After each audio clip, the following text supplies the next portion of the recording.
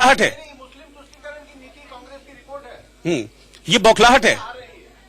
Media क्या कह रहे हैं? मुस्लिम तुष्टीकरण जो 2014 हारे हैं, 2014 का जो चुनाव हारे हैं जी। कांग्रेस ने एक रिपोर्ट, इनके एंथनी कमेटी ने एक रिपोर्ट दी थी मुस्लिम तुष्टीकरण में जब लोग हारे हैं, मुस्लिम तुष्टीकरण की राजनीति आज कांग्रेस को कहाँ लेगी, इनकी समझ में नहीं आ रही। और अब क्या ये वो वक्त नहीं है कि अपने गिरेबान में झांक करके देखा जाए? अभी भी बीजेपी ने क्या किया? बीजेपी ने ध्रुवीकरण की राजनीति की। ये अपने अभी गिरेबान भी में नहीं झांक समझ करके रहे। कब देखो देखेंगे? मैं बार बार यही कह रहा हूँ कि कांग्रेस या विपक्ष नहीं समझ रहा है। ये अभी भी मोदी ने एक एजेंडा सेट कर, आप क्यों फंसे भाई उस पे?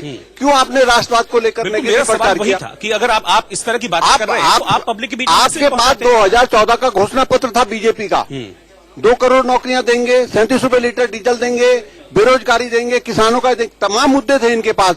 आप चले गए चौकीदार चोर, आप चले गए राफेल। आपने उत्तर प्रदेश चुनाव में प्रयोग करा नोटबंदी का। आपको पता लग गया था कि नोटबंदी कोई मुद्दा नहीं है। और मैं कह रहा हूँ कि ठीक है, बीच में इलेक्शन ब्रेकिंग जो आ रही है उससे भी हम अपने दर्शकों को रूबरू कराते रहे। देखिए, ज्योतिरादित्य सिंधिया 1.5 लाख वोटों से पीछे है। ये भी सोचने की बात है कांग्रेस के लिए कि अगर ज्योतिरादित्य सिंधिया भी पीछे चल रहे हैं, अखिलेश यादव हालांकि आगे चलते हुए यहाँ पर जरूर दिखाई दे रहे हैं, लेकिन राहुल गांधी अभी भी ज्योतिरादित्य 9,000 वोटों सिंधिया से पीछे हैं। हाँ, और ये भी सोचने की बात है, ज्योतिरादित्य सिंधिया जैसा नेता जो कि सीएम पद के लिए अपनी दावेदारी रखता हो, अगर वो पीछे चल रहा है, राहुल गांधी अगर पीछे चल रहे हैं, और इसके बाद भी जो कांग्रेसी नेता है वो मीडिया के ऊपर आरोप लगा रहे हैं, इसके बाद भी जो कांग्रेसी नेता है वो बीजेपी ने क्या किया ये अगर सोच रहे हैं, अपने गिरेबान में अगर अभी भी नहीं झांक रहे हैं, तो अब कब झांकेंगे? अब कब देखेंगे? अब कब चेतेंगे? बिल्कुल। और खास बात यह है कि ज्योतिरादित्य सिंधिया यूपी में नेक्स्ट टू प्रियंका थे। प्रियंका गांधी के बाद उनको जिम्मेदारी नेक्स्ट टू प्रियंका थे, उनको जिम्मेदारी दी गई थी यूपी में, पूर्वांचल की पूरी तरह से जिम्मेदारी दी गई थी। लेकिन अभी आप देखिए कि खुद अपना जो है तकरीबन 1.5 लाख वोटों से पीछे चल रहे हैं। लेकिन इस बीच हम आपको तस्वीरें दिखा रहे हैं, ये जश्न की तस्वीरें हैं।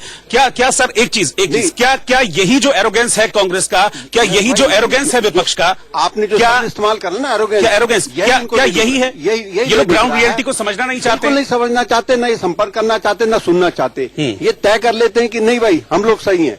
एक तो ये दिमाग में बैठा दिया गया यहाँ पे कांग्रेस आला कमान के कि 5 साल से ज्यादा इस देश में कोई राज नहीं कर सकता, हमने तो आना ही है। इन्होंने गुणा भाग ये लगा रखा था कि 10 सीटें मध्य प्रदेश में लूज करेंगे, 10 राजस्थान में करेंगे, 10 यहाँ से करेंगे। ये मतलब ये नहीं करा, इन्होंने सोचा कि हम लोग मुद्दा बना के इनको हराएं। ये गुणा भाग लगा लिया कि 20 सीटें 25 सीटें उत्तर प्रदेश में कम हो जाएंगी। जातीय समीकरण, जब विधानसभा चुनाव हुआ था मैं बराबर इस बात को कांग्रेस के क्योंकि कांग्रेस देखते हैं हम लोग, तो उनसे हम लोग जिरह करते हैं। मैंने कहा आप लोग गलत उसमें चल रहे हो कि जातीय समीकरण की राजनीति टूटेगी, आप नहीं मान रहे हैं। क्योंकि मैंने देखा था उत्तर प्रदेश में कि कानून व्यवस्था बहुत बड़ा मुद्दा वहां बन चुका था। नोटबंदी से गरीब आदमी खुश था। सर दत्ता साहब, क्या यही एरोगेंस, जिस एरोगेंस की बात मैं कांग्रेस के लिए कर रहा हूं, क्या यही एरोगेंस ममता दीदी में नहीं दिखाई दे रहा था? लेकिन अब वो एरोगेंस मुझे लग रहा है कि अब धीरे धीरे वो कम हो रहा है, क्योंकि अभी वो ट्वीट कर रही हैं थोड़ी देर पहले और कह रहे हैं कि जीतने वाले जो उम्मीदवार हैं उनको बधाई, और हार की क्या वजह रही हम उसका मंथन करेंगे, लेकिन इंतजार कीजिए, नतीजों में तब्दील होने दीजिए पूरा।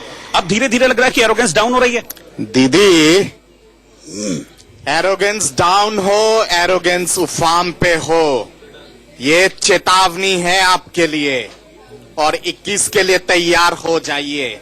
बहुत चोलबेना आपने किया था, और मैंने शुरू से ही कहा था इस बार 19 के चुनाव में आपका चोलबेना आपको चोलबेना बना देगा, और वही हुआ है।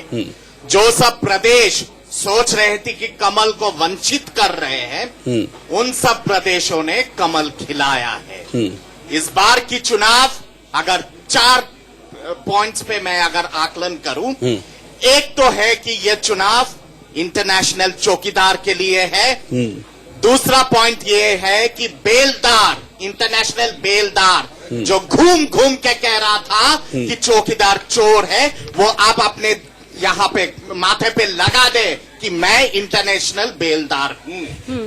तीसरी पॉइंट यहाँ पे ये आती है कि जातिगत समीकरण और प्रादेशिक आपके क्षेत्रीय समीकरण सब चीजें धराशायी हुआ है। नहीं, लेकिन एक चीज है ना, ममता दीदी तो ये कहती थी कि मैं बंगाल की नस को अच्छे से समझती हूँ। 2011 में जब वो आई थी सत्ता में, तब ये कहकर आई थी कि पश्चिम बंगाल में राजनीतिक हिंसा है, राजनीतिक हत्याएं हो रही हैं, हम आएंगे परिवर्तन लाएंगे। लेकिन उसके बाद से क्या परिवर्तन हुआ आपसे बेहतर कौन जानता है। आप तो खैर परिवर्तन की तस्वीर तो हमें दिखाई भी दे रही है। समझता हूँ कि दीदी तो माँ माटी मानुष लेके आई थी, माँ की जहां बात आती है, माँ की ममता को दीदी ने कुचलने की कोशिश की बंगाल में। माटी की जहां बात आती है, माटी खून से लथपथ हो गया था बंगाल में। और मानुष का तो बर्बरतापूर्ण हत्याएं हुई है वहां पे, जो वहां का प्रशासन ने बाकायदा कत्लेआम मचाया था।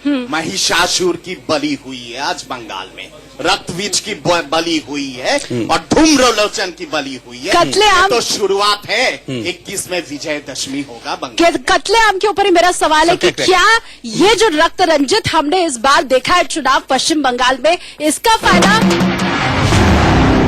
भारतीय जनता पार्टी पहले से बहुत बड़ी मात्रा में सीटें जीतेगी। अब की बार